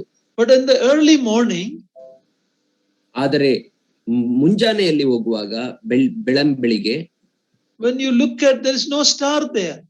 ನೀವು ಆಕಾಶವನ್ನು ನೋಡುವಾಗ ಯಾವುದೇ ನಕ್ಷತ್ರಗಳು ಕಾಣುವುದಿಲ್ಲ. What happened to the stars? They all disappear? ನಕ್ಷತ್ರಗಳಿಗೆ ಏನಾಯ್ತು? ಎಲ್ಲ ಅವು ಮಾಯವಾಗಿ ಹೋದವಾ? in the glory of the sun that came up, all those stars became pale and it disappeared as if it was not there. ಆ ಸೂರ್ಯನ ಪ್ರಕಾಶದಲ್ಲಿ, ಆ ಸೂರ್ಯನ ಬೆಳಕಿನಲ್ಲಿ, ಆ ಸೂರ್ಯನ ಮಹಿಮೆ ಮತ್ತು ಆತನ ಬೆಳಕಿನಲ್ಲಿ ಈ ರಾತ್ರಿಯಲ್ಲಿ ಹೊಳೆಯುವ ನಕ್ಷತ್ರಗಳು ಅವು ಮಂಕಾಗಿ ಹೋದವು. Dear brothers and sisters, this is what we have in the Lord Jesus Christ. ನನ್ನ ಪ್ರಿಯ ಸಹೋದರ ಸಹೋದರಿಯರೇ, ಯೇಸು ಕ್ರಿಸ್ತನಲ್ಲಿ ನಮಗೂ ಕೂಡ ಇಂತಹ ಆಶೀರ್ವಾದ ಉಂಟು. These early Jewish believers, they had another problem. When they put their faith in the Lord, they were facing persecution. ಈ ಆದಿ ಯಹೂದಿ ವಿಶ್ವಾಸಿಗಳಿಗೆ ಇನ್ನೊಂದು ಸಮಸ್ಯೆ ಇತ್ತು. ಅದೇನೆಂದರೆ ಕರ್ತನಲ್ಲಿ ಅವರು ನಂಬಿಕೆ ಇಡುವಾಗ ಅವರು ಹಿಂಸೆಗೆ ಒಳಗಾಗಬೇಕಾಯಿತು. So they needed to be encouraged to go on. ಆದ್ದರಿಂದ ಅವರು ತಮ್ಮ ನಂಬಿಕೆಯಲ್ಲಿ ಮುಂದುವರಿಯಲಿಕ್ಕೆ ಕೆಲವು ಪ್ರೋತ್ಸಾಹದ ಮಾತುಗಳ ಅವಶ್ಯಕತೆ ಇತ್ತು. They need endurance. ಅವರು ತಾಳಿಕೊಳ್ಳುವ ಶಕ್ತಿಯನ್ನ ಹೊಂದಬೇಕಿತ್ತು. Old Testament Jewish people were promised earthly material blessings. ಹಳೆಯ ಒಡಂಬಡಿಕೆಯ ಯಹೂದ್ಯರನ್ನ ನಾವು ನೋಡುವಾಗ ಅವರಿಗೆ ಲೌಕಿಕವಾದ ಭೌತಿಕ ಆಶೀರ್ವಾದಗಳು ವಾಗ್ದಾನ ಮಾಡಲ್ಪಟ್ಟವು. But New Testament believers are never promised anything like that. ಆದರೆ ಹೊಸ ಒಡಂಬಡಿಕೆಯ ವಿಶ್ವಾಸಿಗಳನ್ನು ನೋಡುವಾಗ ಅಂತಹ ಯಾವುದೇ ವಾಗ್ದಾನಗಳು ನಮಗೆ ಮಾಡಲ್ಪಟ್ಟಿಲ್ಲ. Actually, what is promised is in the world you have tribulation. ಆದರೆ ನಮಗೆ ವಾಗ್ದಾನ ಮಾಡಲ್ಪಟ್ಟಿರುವುದೇನೆಂದರೆ ಲೋಕದಲ್ಲಿ ನಿಮಗೆ ಸಂಕಟಗಳುಂಟು. Anyone who want to live a godly life will surely face persecution. ಸದ್ಭಕ್ತನಾಗಿ ಜೀವಿಸುವುದಕ್ಕೆ ಮನಸ್ಸು ಮಾಡುವವರೆಲ್ಲರೂ ಹಿಂಸೆಗೆ ಗುರಿಯಾಗುತ್ತಾರೆ. See what a difference between Old Testament and New Testament. ನೋಡಿ, ಹೊಸ ಒಡಂಬಡಿಕೆಗೂ ಹಳೆ ಒಡಂಬಡಿಕೆಗೂ ಅಂತ ವ್ಯತ್ಯಾಸ ಉಂಟು. So the author of Hebrews is writing to encourage the believers who came from Judaism. If you go back, you will be losing everything. This great promise, privilege we have in Christ. ಆದ್ದರಿಂದ ಈ ಇಬ್ರಿಯ ಪತ್ರಿಕೆಯ ಸಂಪಾದಕನು ಆ ಇಬ್ರಿಯ ಯಹೂದಿ ವಿಶ್ವಾಸಿಗಳಿಗೆ ಬರೆಯುವಂತದ್ದಾಗಿದ್ದಾನೆ. ಏನೆಂದರೆ ನೀವು ಹಿಂತಿರುಗಿ ನಿಮ್ಮ ಯಹೂದ ಮತಕ್ಕೆ ಹೋಗುವಾಗ ಈ ಎಲ್ಲಾ ವಾಗ್ದಾನಗಳನ್ನು ನೀವು ಕಳೆದುಕೊಳ್ಳುತ್ತೀರಿ ಎಂಬುದಾಗಿ ಹೇಳುತ್ತಾನೆ. But remember, there was another group. I'm going to close in a minute. There was another group. They were professing people. They were not genuine. So there is strong warning for them in this epistle.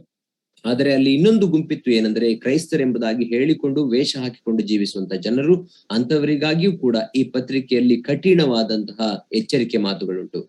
You are in danger of apostasy. ನೀವು ಅಪಾಯಕರವಾದಂತಹ ಮತಭ್ರಷ್ಟರು ಎಂಬುದಾಗಿ ಹೇಳುತ್ತಾನೆ. You are trampling the Son of God. ನೀವು ದೇವರ ಮಗನನ್ನ ತುಳಿಯುತ್ತೀರಿ ಎಂದು ಹೇಳುತ್ತಾನೆ. You are rejecting the one blood sacrifice. ನೀವು ಆ ಒಂದೇ ಯಜ್ಞದ ಆ ರಕ್ತವನ್ನ ನೀವು ತಿರಸ್ಕರಿಸುತ್ತಿದ್ದೀರಿ ಎಂಬುದಾಗಿ ಹೇಳುತ್ತಾನೆ. Insulting the Holy Spirit. ನೀವು ಪವಿತ್ರಾತ್ಮನನ್ನ ನಂದಿಸುತ್ತೀರಿ, ಅವಮಾನ ಪಡಿಸುತ್ತೀರಿ. For this willful sin, there is no repentance or forgiveness. ಈ ಒಂದು ಬೇಕೆಂದು ಮಾಡುವಂತಹ ಪಾಪಕ್ಕೆ ಪಶ್ಚಾತ್ತಾಪವಾಗಲಿ ಅಥವಾ ಕ್ಷಮಾಪಣೆಯಾಗಲಿ ಇಲ್ಲ.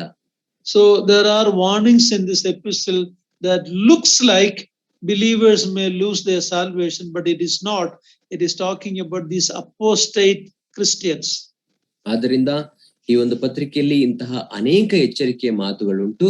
ಅವು ಕ್ರೈಸ್ತರಿಗಾಗಿ, ನಿಜ ವಿಶ್ವಾಸಿಗಳಿಗಾಗಿ ಮಾಡಲ್ಪಟ್ಟಂತ ಎಚ್ಚರಿಕೆ ಮಾತುಗಳೆಂಬುದಾಗಿ ಕಂಡರೂ ಅವರಿಗಾಗಿ ಎಲ್ಲ ಬದಲಾಗಿ ಭ್ರಷ್ಟರಾದಂತಹ ಸುಳ್ಳು ಕ್ರೈಸ್ತರಿಗಾಗಿ, ಸುಳ್ಳು ವಿಶ್ವಾಸಿಗಳಿಗಾಗಿ ಮಾಡಲ್ಪಟ್ಟ ಎಚ್ಚರಿಕೆ ಮಾತುಗಳು. So my beloved brothers and sisters, in closing, let us say the book of Hebrews, the epistle of Hebrews is as timely today as it was in the first century. ಆದ್ದರಿಂದ ಪ್ರಿಯರೇ, ನನ್ನ ಮಾತುಗಳನ್ನ ಮುಗಿಸುತ್ತಾ ನಾನು ಹೇಳುವುದೇನೆಂದರೆ, ಆ ಮೊದಲನೇ ಶತಮಾನದಲ್ಲಿ ಇದ್ದಂತಹ ಆ ಪರಿಸ್ಥಿತಿಗೆ ಈ ಒಂದು ಪತ್ರಿಕೆ ಹೇಗೆ ಸಹಾಯಕವಾಗಿತ್ತು, ಅದೇ ರೀತಿ ಇಂದಿನ ಪರಿಸ್ಥಿತಿಗೂ ಕೂಡ ಇದು ಅನುಕೂಲವಾಗಿದೆ. The blessings we have, the privileges we have in Christ is superior to anything the world can give.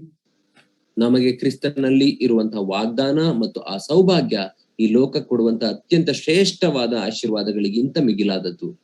So many times in Hebrews it is repeated by the author, let us go on, let us go on in the race, let us complete. So that let us phrase is repeated. We will look at that when we start the text study, Lord willing, next week.